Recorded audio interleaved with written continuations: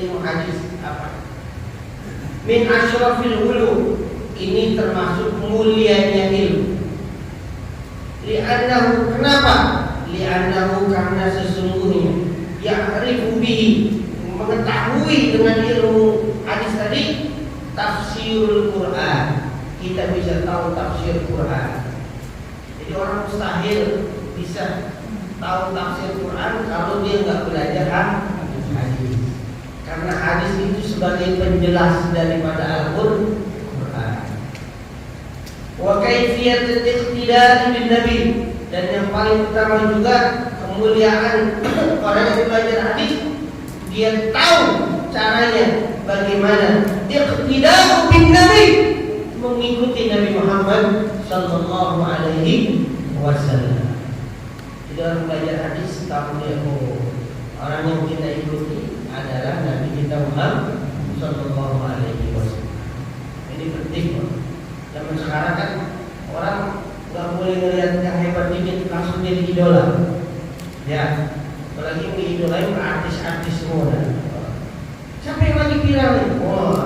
Rombongan udah ikut-ikutan idola. Sampai lupa dia bahwasanya ada Nabi Muhammad sallallahu alaihi wasallam. Sampai lupa silsilahnya Rasulullah, anak-anaknya Nabi, istri-istrinya Nabi, lupa. Yang diangkat merek sendal artis, ya mobilnya apa semua dia, tinggalnya di rumah ini, di rumah apa, ya belum rumah tangganya, wah dicerai dia benar, apa dia, ya, alhamdulillah bin,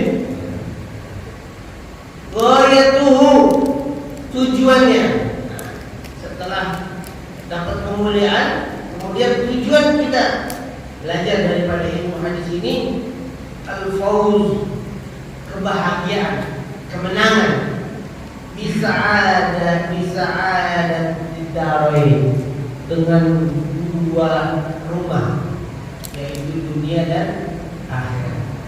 Jadi dar itu disebutnya rumah, tempat. Kayak ini kita disebutnya, dunia disebut juga sebagai rumah. Jadi kebahagiaan dua rumah, yaitu dunia dan akhirat. Tujuan kita belajar hadis supaya kita bahagia, senang di dunia maupun di akhirat. Wa ismu hadzal ilm, dan dinamakan atau nisbatuhu, kaitannya ilmu ini minal ulumi syar'iyyah, dari ilmu syariat, ba'dal Quran, setelah Quran. Jadi dalam Islam itu sumber hukum itu ada 4. Yang pertama Al-Quran, yang kedua hadis Nabi, yang ketiga qiyas, yang keempat ijma' ulama. Ya, ini 4 ini menjadi dasar buat kita, pegangan kita sebagai umat Islam. Dan semuanya itu kita kembalikan kepada ahlinya. Pertama Al-Quran, kita nggak bisa ngotak-ngatik Al-Quran sendiri. Cari orang-orang yang ahlinya, para ustaz-ustaz, para kiai-kiai yang benar-benar di bidangnya.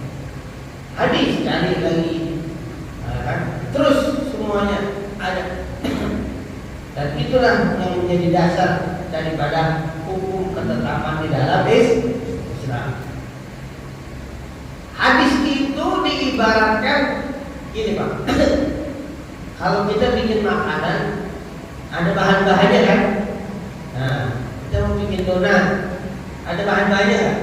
Ada adonannya kan? Nah, inilah hadis itu sebagai adonan, bahan-bahan dasar. Sedangkan produknya yang udah jadi, misalnya donat itu, karena kita hulul ma'ruf, dia lebih mengarahnya kepada hukum. Berarti produknya apa? Fikih. Nah, itu udah jadinya Pak, fikihnya. Istidlalnya, ngambil dalilnya dari mana? Hadis, Al-Quran dan hadis. Kalau nggak ada dari Al-Quran, dari jadi hadis. Jadi ilmu fikih itu tetap ngambilnya dari Al-Quran dan hadis. Itu bukan karangan ulama, bukan, tapi itu istinbat, kesimpulan yang disimpulkan oleh para ulama yang ahli di bidangnya tentang Al-Quran dan hadis disimpulkan akhirnya jadi suatu hukum. Apa ya? Nah, ini kita pelajari. Apa ini? Ada apa ini? Sudah masuk ya? Oh, cepat. Nah, bagi mukadimah.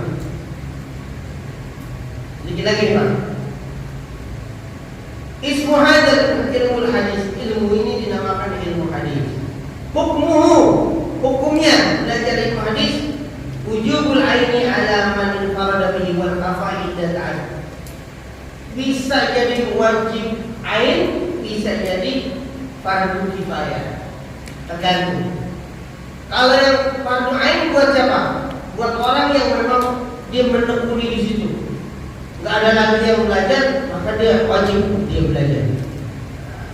Wal kafai, tapi menjadi fardu kifayah kalau sudah banyak orang yang belajar. Fardu ain dikerjakan setiap orang. Kayak sholat 5 waktu nih Pak, itu fardu ain Pak. Setiap orang wajib kerjain, nggak bisa diwakilin. Wakilin gue ya, nggak bisa. Tapi sholat jenazah, nah itu fardu kifayah, bisa diwakilin. Ya, artinya kewajibannya bisa gugur dengan dilakukan oleh sebagian orang. Yang dosa kalau satu kampung itu kagak ada yang nyolatin. Kasihan dan itu mayat, masa dia sholat sendiri? Bubar orang.